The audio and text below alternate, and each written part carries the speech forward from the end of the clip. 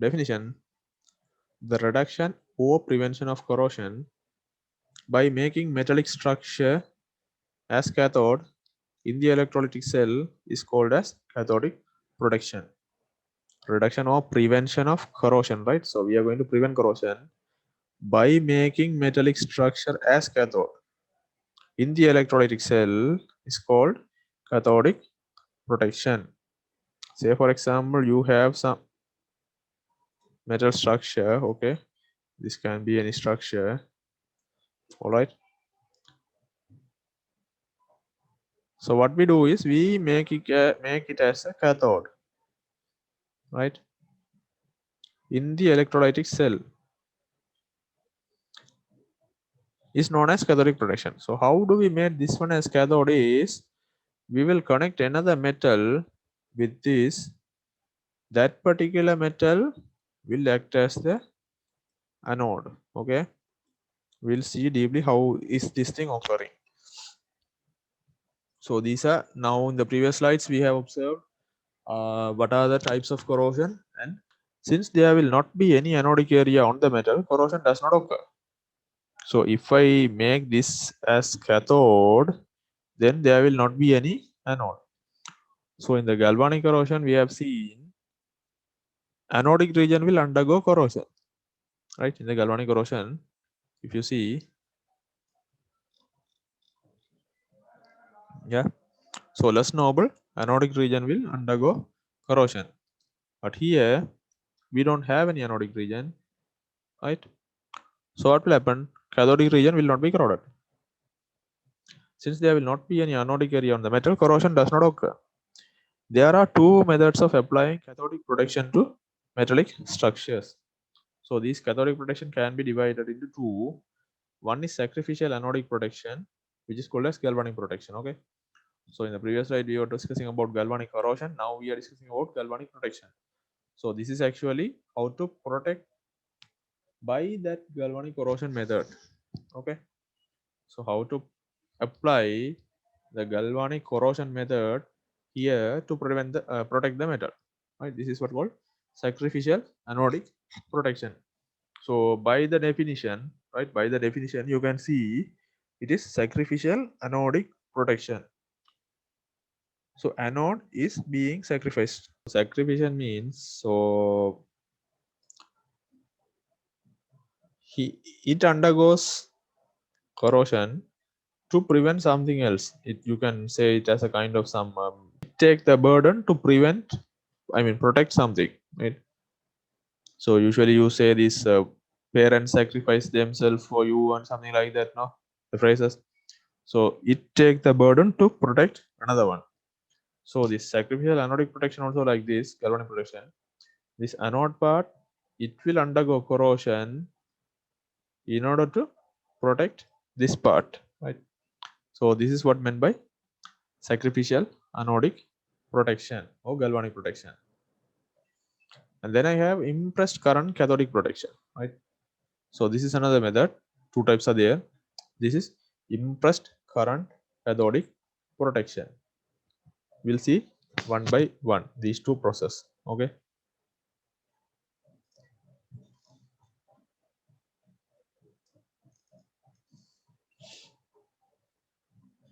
Right, sacrificial anodic. In this method, metallic structures is connected to more anodic metal. So I told you we have a reaction series, right?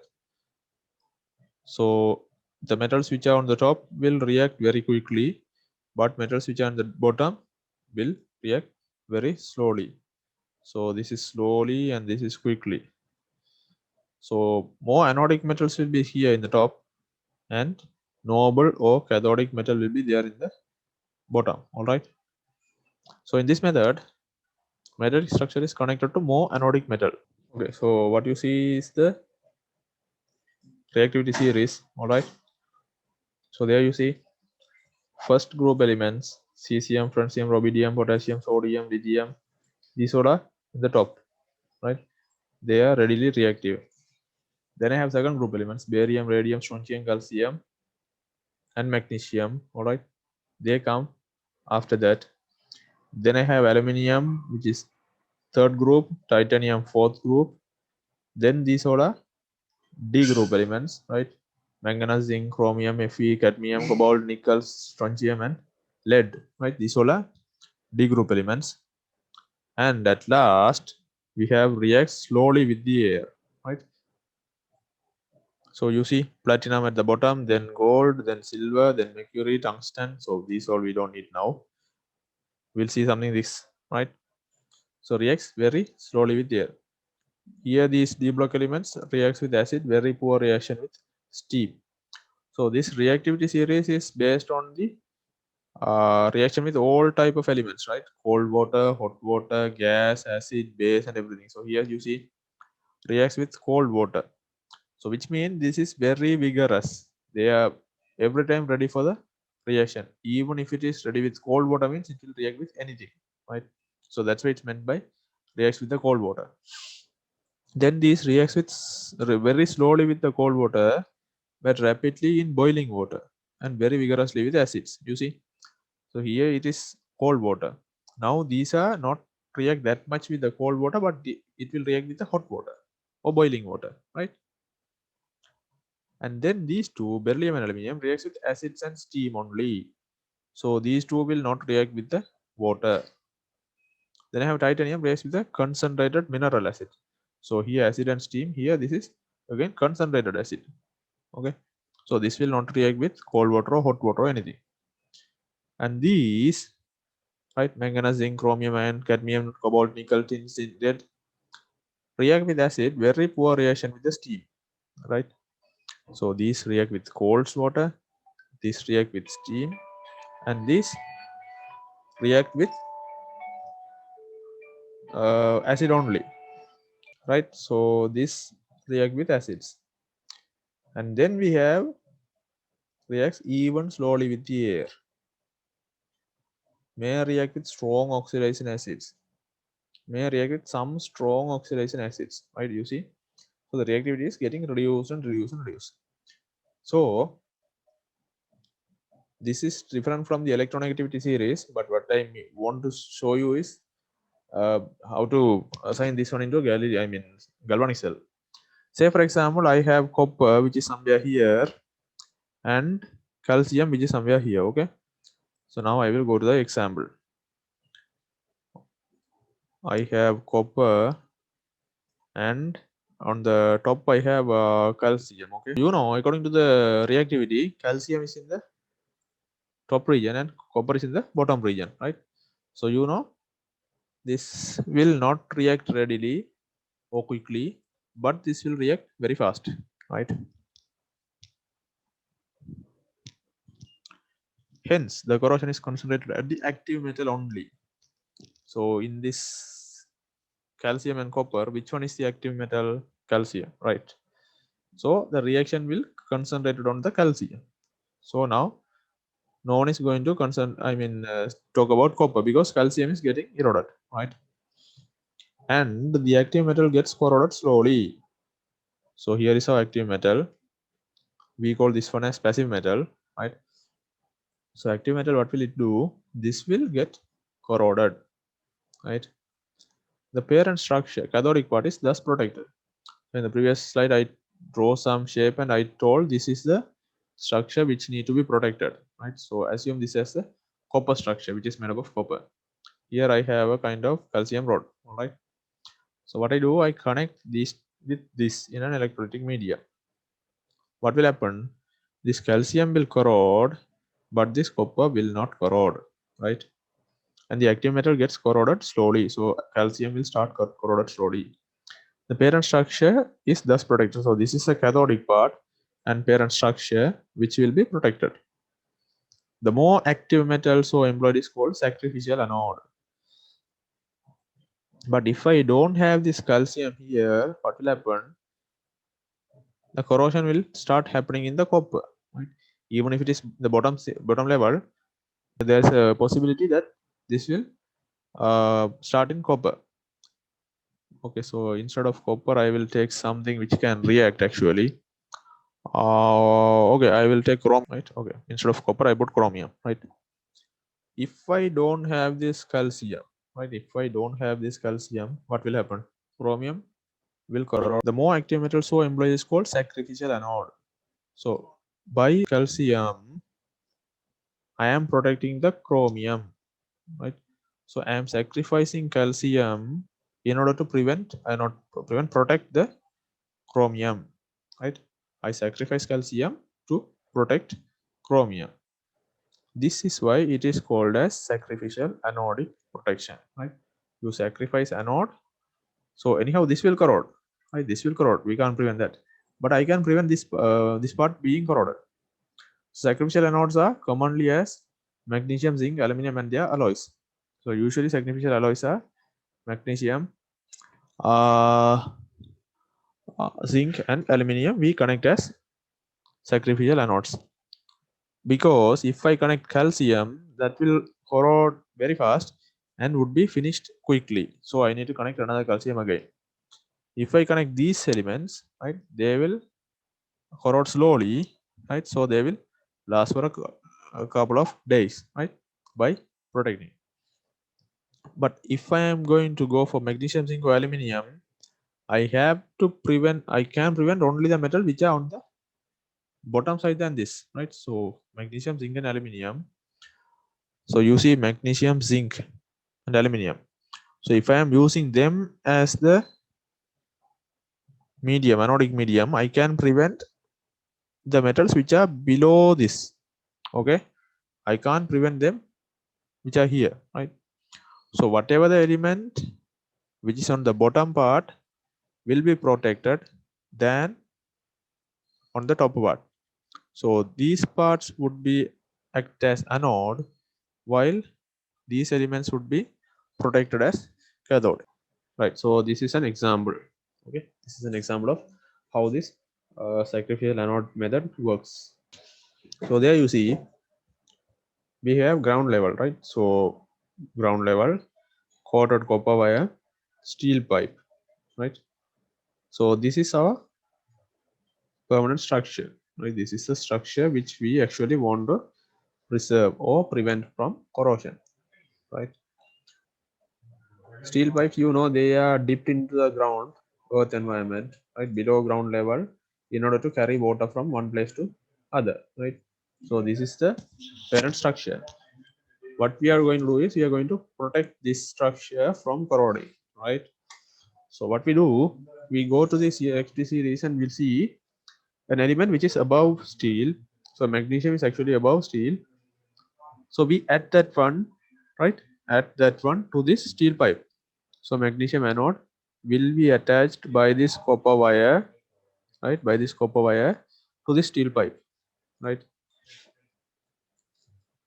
So what will happen if I don't have this structure? I don't have this structure in the sense, if I don't have this magnesium anode and all, what will happen? This steel pipe will be corroded, right? Steel pipe will be corroded.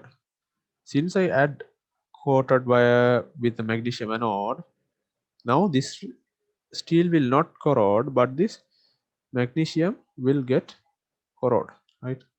So this structure is actually carrying water, and this is our primary structure. So we need to preserve this one or protect this one. But this aluminum, magnesium, that's not a structure, that's just a metal, right? So what we do, we attach this magnesium anode with this coated copper wire. All right. So in that case, this magnesium will corrode and depleted into earth, but this steel pipe will be protected, right? So earth environment, you see, below the earth environment. So this is protection of underground pipeline with the magnesium anode, right? So we'll see what are the applications of this sacrificial anodic method.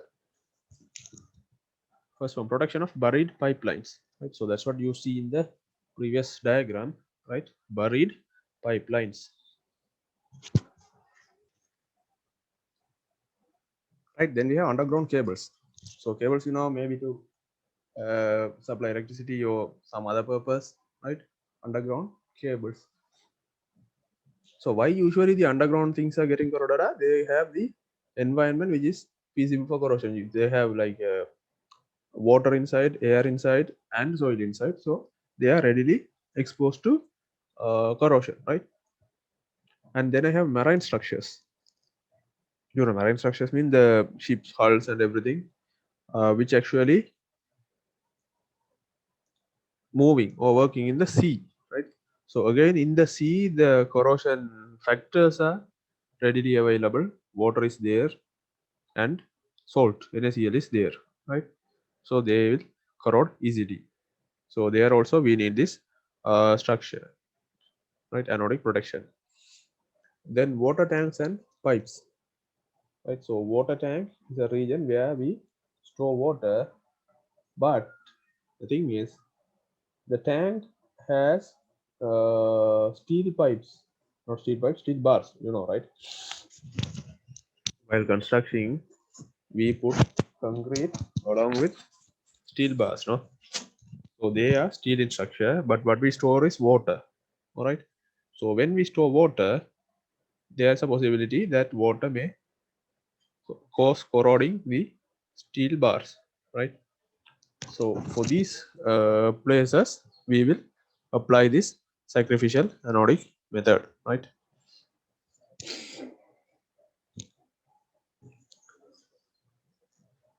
So this is another example about the water tank. You see, so this is a water tank, right? This is the water tank. Water is stored, right?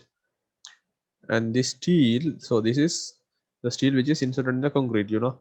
While construction any structures, we use steel for that purpose, right? Water outlet, so this water will be gone out through this path, right? This is water. So now this is water, and here we have steel, right? So the chances of corrosion are there. So what we do, we fix a magnesium anode attached with the water, right? So now this water will react with this magnesium anode, but will not react with this steel, right?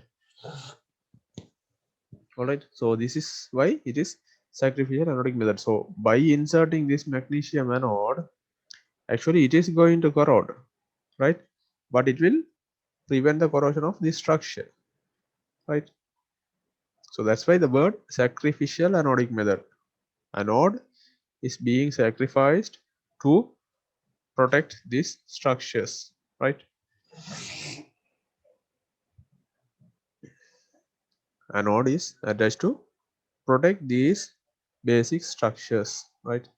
So there you can see, once this magnesium anode is completely corroded, you need to remove this magnesium anode and you need to insert another fresh magnesium anode. So this is applicable in the previous slide also, right? So here also, if this magnesium anode part is completely corroded, you need to remove this part and insert another new part. All right. So this is the first method. So I told there were two protecting methods. So what we have seen so far is the sacrificial anodic method. Now we will see impulse current method, right?